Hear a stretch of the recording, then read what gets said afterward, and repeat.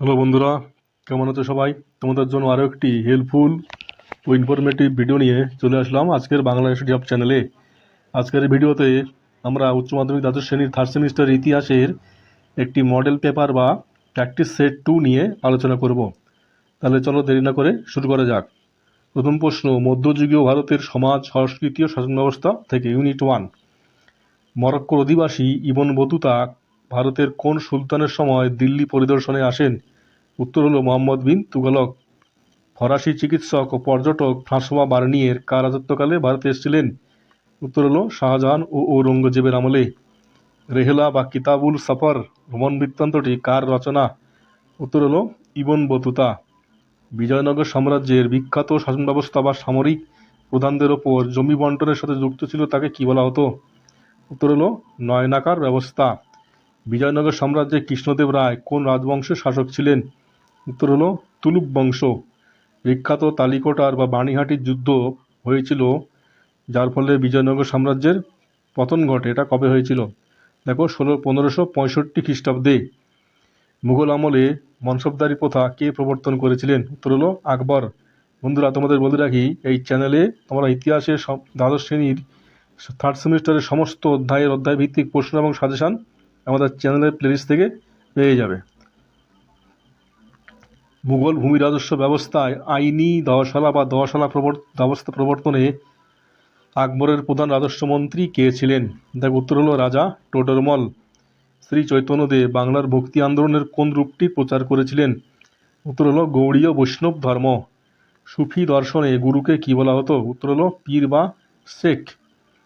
সুফি সন্ত বা খাজা মঈনুদ্দিন চিশতির দরগা বা সমাধিটি কোথায় অবস্থিত? উত্তর হলো আজমিরে। শিখদের পবিত্র ধর্মগ্রন্থ বা গুরু গ্রন্থ সাহেব বা আদিগ্রন্থ কে সংকলন করেছিলেন? উত্তর হলো গুরু অর্জুন দেব। অত্যন্ত গুরুত্বপূর্ণ প্রশ্ন এটা। আমাদের বলে রাখি, আমাদের এই স্টাডি ম্যাটেরিয়াল ডেসক্রিপশনের লিঙ্ক থেকে একদম পুরোপুরি ফ্রিতে পেয়ে যাবে, এবং আমাদের ইতিহাসের সমস্ত অধ্যায় দ্বাদশ শ্রেণীর আমাদের চ্যানেলে ভিডিওতে দেওয়া আছে। প্রত্যেকটা ভিডিও প্লেলিস্টে দেওয়া আছে, তোমরা গিয়ে সেখান থেকে সহজেই ফ্রিতে ডাউনলোড করে নিতে পারবে। বিজয়নগরের গ্রামীণ স্বায়ত্তশাসন ব্যবস্থার 12 জন আধিকারিকের সমিতিকে কি বলা হতো? উত্তর হলো আয়নগার। আকবরের আমলে বিখ্যাত ঐতিহাসিক গ্রন্থ আকবরনামা ও আইনি আকবরী কে রচনা করেন? উত্তর হলো আবুল ফজল। আল-বিরুনি কার সাথে ভারতে এসেছিলেন? উত্তর হলো সুলতান মাহমুদের সঙ্গে। ইউনিট 2 থেকে উপনিবেশবাদ ও সাম্রাজ্যবাদ। বক্সারের যুদ্ধ কত খ্রিস্টাব্দে সংঘটিত হয়েছিল? উত্তর হলো 1664 খ্রিস্টাব্দে। ইংরেজ ইস্ট ইন্ডিয়া কোম্পানি মুঘল সম্রাট দ্বিতীয় শাহ আলমের কাছ থেকে কত খ্রিস্টাব্দে দেওয়ানি লাভ করে? উত্তর হলো 1765 খ্রিস্টাব্দে। বোর্ড অফ রেভিনিউ কে গঠন করেছিলেন? উত্তর হলো ওয়ারেন হেস্টিংস। ভারতে কোন অঞ্চলে মহালওয়ারি বন্দোবস্ত প্রধানত চালু হয়েছিল? দেখো, উত্তর ও উত্তর পশ্চিম ভারতে।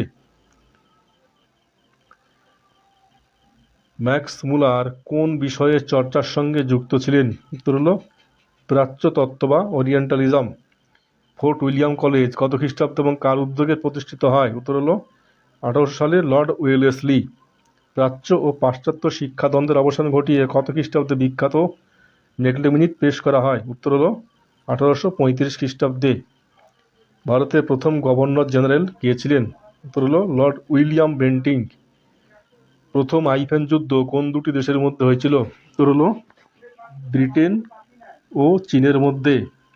কত খ্রিস্টাব্দে চীনের ওপর বৈষম্যমূলক নানকিংয়ের চুক্তি চাপিয়ে দেওয়া হয়েছিল?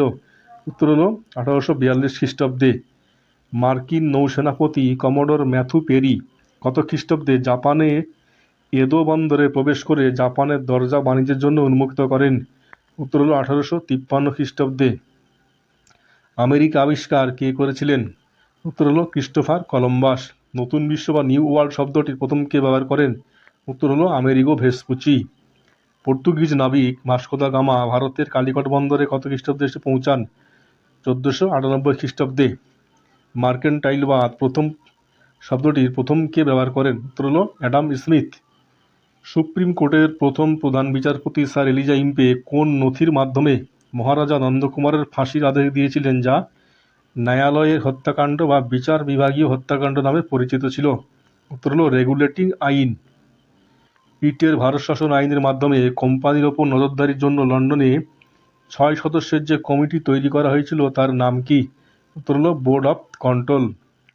লর্ড ডালহৌসি কোন অজুহাতে 1853 খ্রিস্টাব্দে অযোধ্যা রাজ্যটি ব্রিটিশ সাম্রাজ্যভুক্ত করেছিলেন? অত্যন্ত গুরুত্বপূর্ণ প্রশ্ন এটা। দেখো, কুশাসনের অজুহাতে। কলকাতার হিন্দু কলেজ, বর্তমানের প্রেসিডেন্সি বিশ্ববিদ্যালয়, কত খ্রিস্টাব্দে প্রতিষ্ঠিত হয়? উত্তর হলো 1817 খ্রিস্টাব্দে।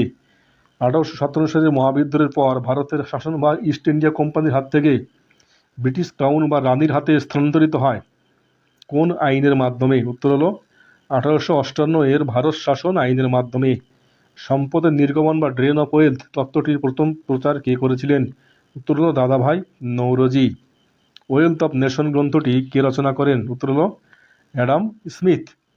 কোন সনদ আইনের মাধ্যমে ভারতে ইস্ট ইন্ডিয়া কোম্পানির বাণিজ্যের একচেটিয়া অধিকার শেষ হয়? উত্তর হলো 1813 খ্রিস্টাব্দের সনদ আইন বা চার্টার অ্যাক্ট। বক্সার বিদ্রোহ কোথায় সংঘটিত হয়েছিল? উত্তর হলো চীনে।